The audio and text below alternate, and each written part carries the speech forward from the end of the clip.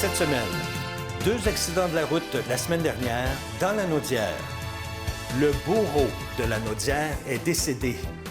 Et risque de grève pour les enseignantes et enseignants ainsi que pour le personnel de la santé et des services sociaux. Bonjour, ici Danny Bérubé.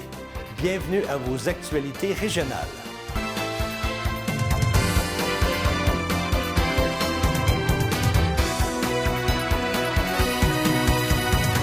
Bonjour à vous. J'espère que vous passez une agréable semaine du 25 septembre 2023. Le 19 septembre, vers 17h30, une collision est survenue sur le rang Sainte-Cécile à Sainte-Béatrix. Il s'agissait d'une collision face-à-face entre 2 VUS. Le conducteur, qui aurait dévié de sa voie, a été arrêté pour conduite avec capacité affaiblie par l'alcool. Il s'agit d'un homme de 54 ans de Saint-Léonard. Il a subi des blessures mineures, mais à bord du véhicule qu'il conduisait, une passagère âgée dans la vingtaine a été blessée plus gravement. Elle a été conduite dans un centre hospitalier de la région de Montréal. On ne craint pas pour sa vie. L'autre conductrice impliquée a subi également des blessures mineures. Une manœuvre dangereuse pourrait expliquer cette déviation du véhicule dans l'autre voie. Et le conducteur pourrait, entre autres, faire face à des accusations criminelles reliées à l'alcool au volant. Et le soir d'avant, un autre automobiliste qui semblait lui aussi intoxiqué au volant devra éventuellement répondre de ses actes alors qu'il a été impliqué dans un accident de la route sur l'autoroute 40 Est, située dans les limites de la municipalité de Sainte-Geneviève-de-Berthier. Les événements se sont produits vers 21h50 alors qu'il se trouvait sur l'autoroute. Il a effectué une sortie de route après avoir perdu le contrôle de son véhicule. L'homme a été transporté à l'hôpital. Le fautif pourrait également faire face à des accusations de conduite avec les capacités affaiblies.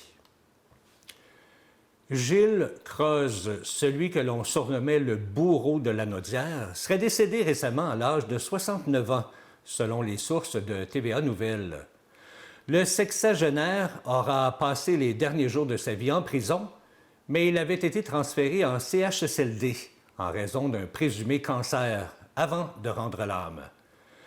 Il n'aura au final jamais reçu de sentence puisqu'il a étiré le processus judiciaire en changeant à de nombreuses reprises d'avocat. Creuse faisait face à 80 chefs d'accusation, notamment agression sexuelle, séquestration, attentat à la pudeur et d'avoir proféré des menaces de mort.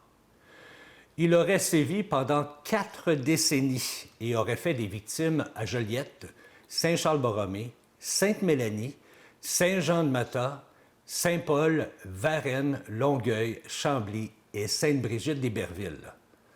Rappelons qu'il avait été arrêté le 4 juin 2019 à Saint-Charles-Borromée.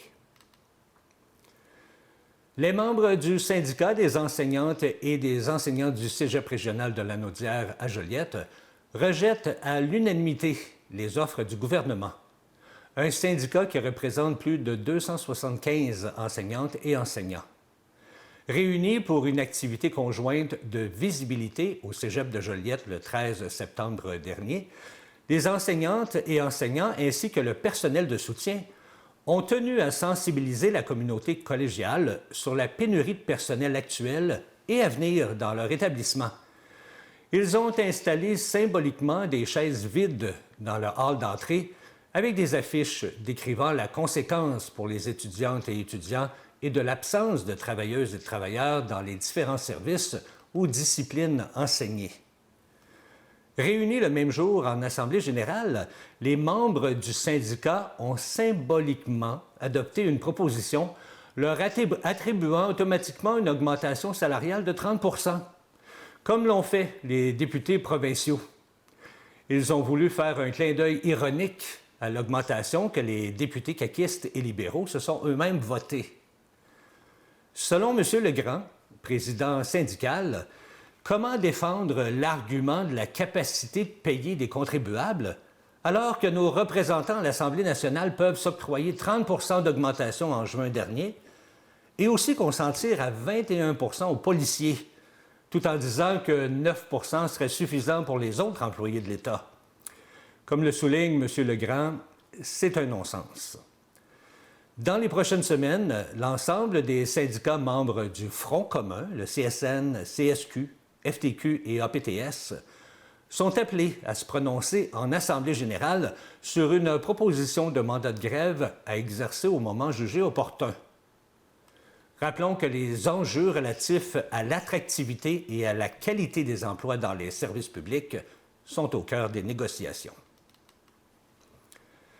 Près d'un an après avoir amorcé la présente ronde de négociations, ce sont les membres de l'Alliance du personnel professionnel et technique de la santé et des services sociaux, l'APTS, du CI3S de Lanaudière et du CI3S Laval Laboratoire Lanaudière qui se sont réunis en Assemblée générale spéciale et se sont prononcés à 97 % et à 100 % en faveur d'un mandat de grève pouvant aller jusqu'à la grève générale illimitée. Selon les présidents régionaux de l'APTS, M. Kevin Newbury et Martin Lavigne, c'est un mandat très fort qu'ont confié les 3500 membres. Devant des offres nettement insuffisantes pour relever les défis qui attendent nos réseaux publics, tous sont prêts à se tenir debout d'une seule voix pour revendiquer de meilleures conditions, mais surtout pour assurer l'avenir des services publics. L'APTS, qui fait partie du Front commun, et les résultats du vote s'inscrivent dans un grand mouvement de grève sans précédent au cours des 50 dernières années, lequel regroupe plus de 420 000 travailleuses et travailleurs des réseaux publics de la santé et des services sociaux, de l'éducation et de l'enseignement supérieur. En ne percevant aucune ouverture du gouvernement du Québec, l'ensemble des syndicats constituant le Front commun ont entamé une vaste tournée d'Assemblée générale afin de se doter d'un mandat de grève pouvant aller jusqu'à la grève générale illimitée. Selon les prévisions des employeurs, tous secteurs confondus, les salaires devraient croître de 3,7 % en 2024 au Québec. Les travailleurs des secteurs qui devraient profiter le plus de la hausse sont ceux des services professionnels et techniques, selon l'Ordre des conseillers en ressources humaines agréés, qui a présenté ce bilan la semaine dernière. Les secteurs de l'agriculture et de la foresterie devraient suivre, de même que ceux de la fabrication et des transports, qui devraient bénéficier d'augmentations avoisinant les 4 %.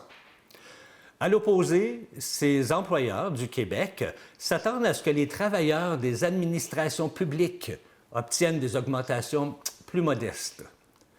Selon ces experts en ressources humaines, les employeurs de tous les secteurs, incluant les petites et moyennes entreprises, doivent tenir compte des attentes élevées des travailleurs, engendrées par l'inflation et la rareté relative de main-d'œuvre. Toutefois, le nombre de postes vacants est effectivement en baisse et le déséquilibre employeur-employé, favorable aux employés, s'amenuise. Quant aux employeurs qui estiment qu'ils n'auront pas les moyens d'accorder de telles augmentations de salaire, les experts en ressources humaines rappellent qu'il y a d'autres moyens de retenir ces employés, comme l'offre de télétravail, les bonis et les congés. Disponible pour les familles de Brandon pour une 9e année, le programme Bien équipé pour la rentrée a contribué à alléger les coûts reliés à la rentrée scolaire auprès de 17 familles cette année. Du primaire jusqu'au secondaire, ce sont 40 enfants qui ont pu entamer leur année scolaire avec le matériel nécessaire pour leur fonctionnement en classe. Grâce à la générosité de nombreuses personnes, la levée de fonds a permis de ramasser un peu plus de 2 000 $, ce qui a permis de donner un bon d'achat de 50 $ par enfant chez Jean Coutu Saint-Gabriel, applicable exclusivement sur le matériel scolaire, bien sûr. Les familles ont ainsi pu se procurer l'essentiel de la liste demandée pour la rentrée. Rappelons que Bien équipé pour la rentrée découle du comité de lutte contre la pauvreté, qui a pour principaux objectifs d'augmenter et d'enrichir la qualité de vie des citoyens du secteur de Brandon, de contribuer à répondre adéquatement aux besoins de base de la population du secteur et de favoriser la solidarité entre les citoyens et les citoyens corporatifs autour du thème de la pauvreté. Ce comité est formé de plusieurs organismes, dont Aux Trouvailles de Mandeville, Centre avec des ailes, Centre d'action bénévole Brandon, Cible Famille Brandon, le CI 3S de la Naudière, la Ruche de Saint-Damien et bien sûr Source de vie. Le 13 septembre dernier, c'était le lancement de la nouvelle campagne de financement annuel de Centraide La Naudière qui s'est tenue cette année au centre-ville de Joliette. Plusieurs bénévoles, donateurs et partenaires en ont profité pour apporter leur soutien à la cause. Comme on sait, l'itinérance frappe fort dans la région et c'est la raison pour laquelle l'équipe de Centraide La Naudière souhaite y mettre un accent particulier. Ils en ont même profité pour visiter des organismes communautaires pour en apprendre davantage sur leur action en lien avec l'itinérance. Et ils ont pu également constater que les enjeux sociaux sont complexes dans notre région et de plus en plus de personnes sont touchées par la pauvreté. Cette campagne annuelle de financement est encore plus importante parce que l'argent recueilli chez nous est réinvesti chez nous. Il y a tellement de personnes dans le besoin. Pour ce faire, Centraide La Naudière invite donc tous ceux et celles qui le peuvent de donner généreusement. On invite aussi les dirigeants d'entreprises et d'organisations à se joindre au mouvement de solidarité en organisant une campagne auprès de leur personnel. Et les entreprises peuvent également faire des dons corporatifs. Vendredi dernier, le 22 septembre, c'était la 3e édition du Salon des aînés de Brandon qui se tenait à la salle de Jean Coutu du Centre sportif et culturel de Brandon.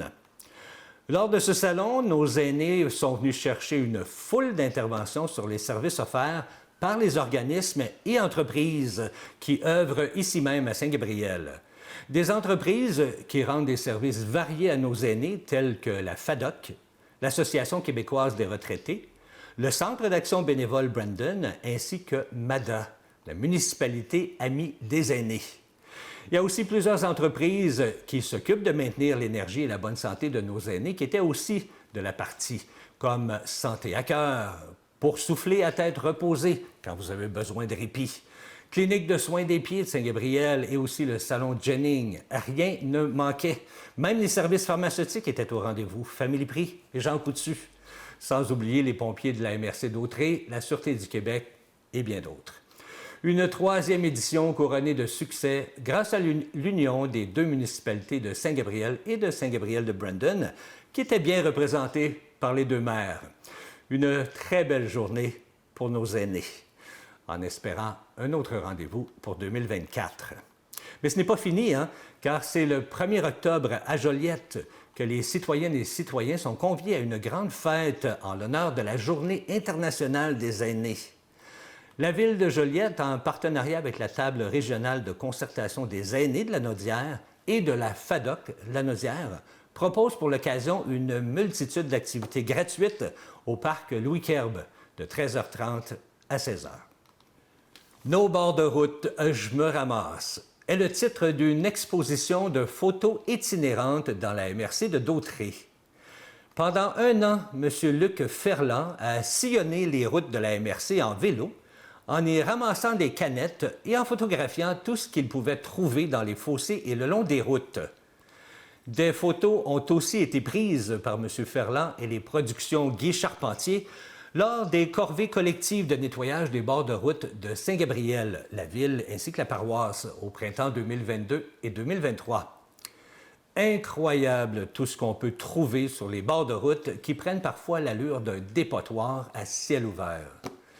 L'exposition qui en découle nous démontre bien cette triste réalité. Elle se veut un brin d'espoir afin de changer cette mauvaise habitude et surtout d'encourager le respect de notre environnement. Une présentation aura lieu à la bibliothèque municipale au fil des pages à Saint-Gabriel du 25 septembre au 20 octobre.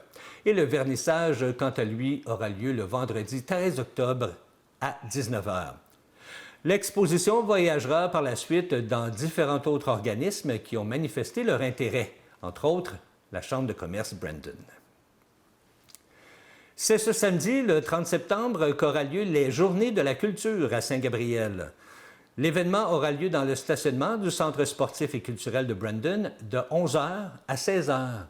Plusieurs ateliers et activités vous seront offerts, tels qu'un atelier de thé mandala, des visites guidées, des activités de danse pour les tout-petits, ainsi que des concerts. Et ça, tout à fait gratuitement. On vous attend donc ce samedi à 11 h, tout de suite après votre bingo, pour les Journées de la culture à Saint-Gabriel.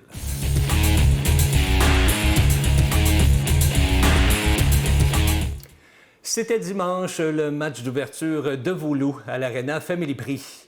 Et vous étiez nombreux à venir voir la belle victoire de vos loups par la marque de 12-2 face à Saint-Roch. La partie a débuté tout doucement avec un but en première période pour les loups, mais a fait un tabac en deuxième période avec 8 buts pour les loups contre 2 buts pour les Jaguars. Et finalement, pour couronner le tout, 3 autres buts ont été comptés par les loups en troisième période.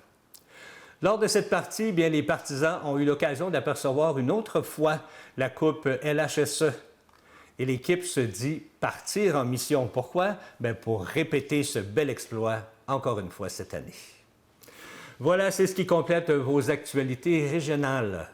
Si vous avez été témoin de nouvelles, alors faites-nous le savoir en nous écrivant ici à CTB-TV. Ne manquez pas cette semaine l'émission Au cœur de l'artiste. On reçoit Martin Martin. C'était Danny Bérubé pour vos actualités régionales. Je vous souhaite une excellente journée.